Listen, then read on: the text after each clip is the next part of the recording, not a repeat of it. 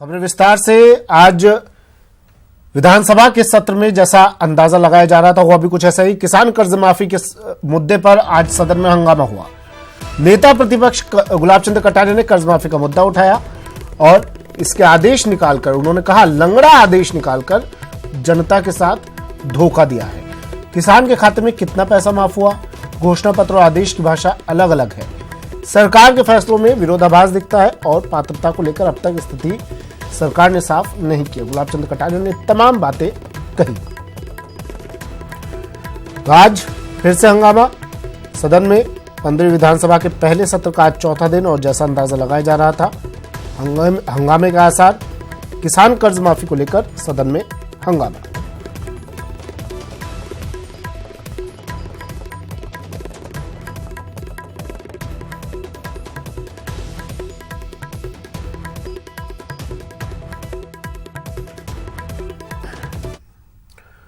गोवर्धन चौधरी मेरे सहयोगी हमारे साथ सीधा विधानसभा से जुड़ गए हैं। गोवर्धन, अंदाजा भी लगाया जा रहा था, हम कुछ देर पहले बात भी कर रहे थे, हो सकता है कि आज भी हंगामा हो और हुआ भी ऐसा।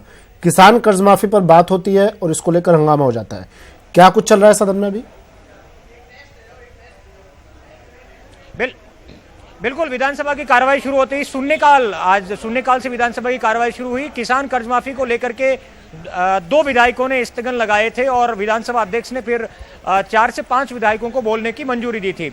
नेता प्रतिपक्ष गुलाब चंद कटारिया ने साफ शब्दों में सरकार से यह जवाब मांगा कि मुख्यमंत्री ये बताएं कि ये लंगड़ा आदेश कर्ज माफी का क्यों निकाला गया है और ये सरकार ये बता दे कि इन किसान कर्ज माफी के इन आदेशों में क्या क्या है, कौन कौन से किसानों में कर्ज माफ होगा और क्राइटेरिया क्या रहेंगे।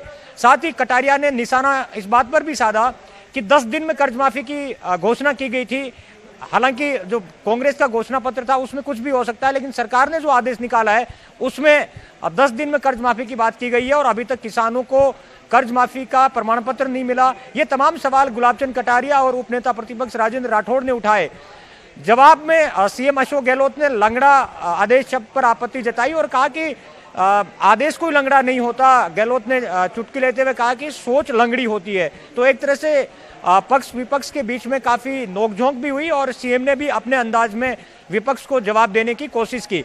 लेकिन विपक्ष के ज्यादातर जो विधायक हैं, बीजेपी के विधायक हैं, उनकी ये डिमांड थी कि मुख्यमंत्री इसके ऊपर साफ तौर से बताए कि कर्ज माफी का फायदा किन किन किसानों को मिलेगा। अध्यक्ष ने हालांकि नेता प्रतिपक्ष के भाषण के बीच में टोकाटाकी करने पर मंत्री शांति धारीवाल को भी नसीहत दी और उनको साफ शब्दों में ये चेतावनी दे दी कि इस तरह से नहीं चलेगा। इन नियमों के बावजूद इसके बावजूद टोकाटाकी जारी रही और सदन में कई बार हंगामे की स्थिति बनी। अब जब मुख्यमंत्री का जवाब खत्म हो गया तो बीजेपी के विधायक हैं, उन्होंने वेल में आकर के नारेबाजी शुरू कर दी है और नारेबाजी हंगामा अब भी जारी है। जी, लेकिन सवाल ये, मुख्यमंत्री ने जवाब दिया, लेकिन क्या जवाब गुलाब चंद कटारिया ने जो सवाल किया था उसका मिल पाया? उन्होंने पूछा कि 10 दिन में कर्ज माफी की बात हुई थी, कर्ज माफी नहीं हुई, और जो नियम तय किए गए हैं कर्ज माफी के, क्या उन नियमों में अब बदलाव होगा? क्या संपूर्ण कर्ज माफी मिलेगी? इन सवालों का जवाब मिला? बिल्कुल, संपूर्ण कर्ज माफी को लेकर के सीएम ने सदन में कहा है कि राज्य सरकारें संपूर्ण किसानों का संपूर्ण कर्ज माफ नहीं कर सकती, वित्तीय हालात ऐसे नहीं है। तो उन्होंने प्रधानमंत्री नरेंद्र मोदी को इसको लेकर के चिट्ठी लिखी है कि केंद्र सरकार अब पूरे देश में किसानों की संपूर्ण कर्ज माफी की स्कीम लेकर के आए, क्योंकि राज्य सरकारें उतना ही माफ कर सकती हैं जितने की उनकी वित्तीय हालात है। तो ऐसे में सीएम ने सदन के भीतर पीएम नरेंद्र मोदी को जो चिट्ठी लिखी थी वो चिट्ठी भी पढ़ के सुनाई। तो ये तो साफ कर दिया है कि जो पूरा कर्ज है, जो संपूर्ण कर्ज माफी की मांग बीजेपी और विपक्ष की ओर से की जा रही है, वो संभव नहीं है। केंद्र सरकार संपूर्ण कर्ज माफ करे, ये सीएम ने सदन के भीतर स्पष्ट कर दिया। तो इस बात का जवाब मिल गया कि राज्य सरकार अपने स्तर पर संपूर्ण कर्ज माफी नहीं करेगी, जितनी अमाउंट में घोषणा की गई है वही कर्ज माफ होगा। तो इस बात का तो सीधे तौर से जवाब मिल गया। लेकिन इस बीच राजनीति कर्ज माफी के पैरामीटर्स को लेकर के शुरू हो गई है कि 10 दिन में जो कर्ज माफी की घोषणा की गई थी, अब तक किसानों को कर्ज माफी के प्रमाण पत्र क्यों नहीं मिले, ये विपक्ष की प्रमुख मांग है। हालांकि मुख्यमंत्री ने अपनी तरफ से जवाब देने की और जवाब देकर इस स्थिति स्पष्ट की, लेकिन भाजपा है वो इससे संतुष्ट नहीं है। वो साफ शब्दों में जवाब चाहती है कि 10 दिन में जो वादा किया गया था वो कर्ज माफी के प्रमाण पत्र अब तक क्यों नहीं मिले। जी, तो क्या सत्ता पक्ष के जवाब देने के बाद हंगामा अब भी जारी है या हंगामा शांत हुआ, कार्रवाई अब फिर से सुचारू हो गई है? देखिए, शून्यकाल में अभी 295 के तहत विधायक हैं वो अपने मुद्दे उठा रहे हैं, लेकिन इसके बीच बीजेपी के विधायक वेल में आकर के नारेबाजी कर रहे हैं। उनकी मांग वही संपूर्ण कर्ज माफी की लेकर के है। हालांकि सीएम ने स्पष्ट कर दिया कि अब ये गेंद केंद्र के पाले में है। उन्होंने जो 2 लाख तक के कर्ज माफ करने की घोषणा की थी उसके बियॉन्ड वो नहीं कर सकते। प्रधानमंत्री नरेंद्र मोदी को चिट्ठी लिखी है। आपको याद होगा कि राहुल गांधी की जब रैली हुई थी जयपुर में, तो उन्होंने भी किसानों के केंद्र सरकार से डिमांड रखी थी कि अब संपूर्ण कर्ज माफी की जाए, क्योंकि राज्य सरकारों की वित्तीय हालात की कुछ सीमाएं हैं, वो अपनी सीमा में ही कर्ज माफी कर सकते हैं। तो अब इस पूरे मामले पर, क्योंकि लोकसभा चुनाव सिर पर है, तो किसान कर्ज माफी के मुद्दे को लेकर के बीजेपी कांग्रेस अपने अपनी तरीके से इस राजनीतिक मुद्दे को तो कर्ज माफी को लेकर सदन में हंगामा। नेता प्रतिपक्ष गुलाब चंद कटारिया ने कर्ज माफी का मुद्दा उठाया। इसके बाद मुख्यमंत्री अशोक गहलोत ने इसका जवाब भी दिया। शुक्रिया गोवर्धन तमाम जानकारी के लिए। तो कर्ज माफी के मुद्दे पर अब भी हंगामा हो रहा है सदन में और जवाब दिया जा रहा है सत्ता पक्ष की तरफ से। बढ़ते हैं अगली खबर की ओर। महिला आरक्षण पर भी आज सत्ता पक्ष ने कहा। उप मुख्यमंत्री सचिन पायलट ने कहा, जब वो विधानसभा आ रहे थे आज, तो उन्होंने पत्रकारों ने उन्हें रोका, उनसे बातचीत की, तब उन्होंने महिला आरक्षण के लिए कहा विधानसभा में 33% महिला आरक्षण का राज्य सरकार बिल लेकर आएगी। और कल कैबिनेट की बैठक में इस बिल लाने पर विचार हुआ। जहां जहां कांग्रेस की सरकारें हैं वहां महिला आरक्षण का बिल लाया जा रहा है। कल कैबिनेट की बैठक में भी इस पर चर्चा हुई थी। जल्द ही 33% आरक्षण का बिल लाया जाएगा। और हम लोग जब सत्ता में थे केंद्र में, तब भी हम लोगों ने ये बिल सदन में लेकर आए थे कि महिलाओं को 1/3 आरक्षण मिलना चाहिए विधानसभा लोकसभा के अंदर। और सोनिया गांधी जी तो पूरी तरह कमिटेड रही हैं इस इशू को लेकर बहुत लंबे अरसे तक। और अब कांग्रेस अध्यक्ष जी ने, राहुल गांधी जी ने कहा है जहां हमारी सरकार है कम से कम वहां पर हम इसको आगे लेकर जाएं। और भाजपा की सरकार पूर्ण बहुमत की सरकार है। 5 साल तक तमाम तरह के संशोधन कर चुके हैं संविधान में, लेकिन इस मोटे मुद्दे पर उनका जो दोहरा चेहरा है वो सामने आया है।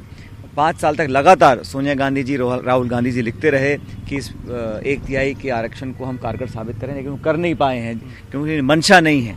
लेकिन जहां जैसे पंजाब में ऐसा हुआ है और राजस्थान में हम लोग चाहते हैं, कल डिस्कशन भी हुआ है कैबिनेट में इस बारे में कि हम कैसे इसको आगे लेकर जाएं। और राजस्थान में जो महिला आरक्षण का बिल है उसको हम एक ऐसा अमली जामला बनाएं ताकि ये जो सोच थी इसको हम हकीकत में तब्दील कर सकें। 1 फरवरी को पेश होने वाला बजट अंतरिम बजट होगा और इसमें किसानों के लिए कोई बड़ा ऐलान हो सकता है। इसके संकेत वित्त मंत्री अरुण जेटली ने IBL अवार्ड में दिए, तो विपक्षी महागठबंधन की कवायद पर भी तंज कसा। वित्त मंत्री का 2019 में जीत का भरोसा, अरुण जेटली का महागठबंधन पर हमला, किसानों को राहत पैकेज देने के संकेत।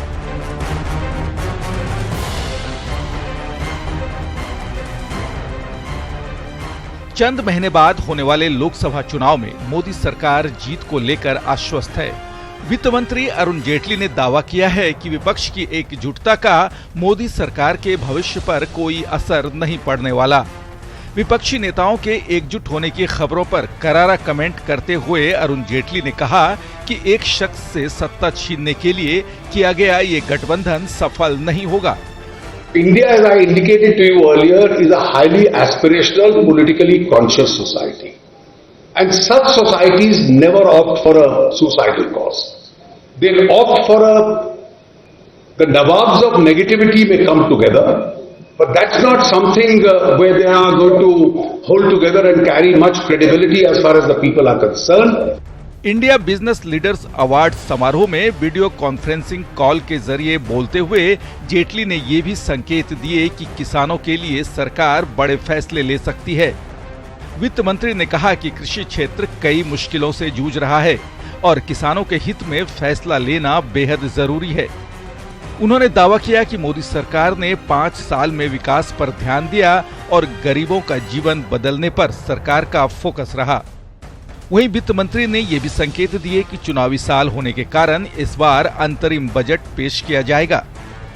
आपको बता दें कि राजस्थान समेत 3 हिंदी राज्यों में सत्ता गंवाने के बाद केंद्र सरकार पर सुधार कार्यक्रम चलाने का दबाव है और कई सेक्टर में राहत की गुंजाइश देखी जा रही है। वहीं केंद्र सरकार की तरफ से किसानों के लिए एक बड़े पैकेज की उम्मीद भी जताई जा रही है। Bureau report, news 18 network.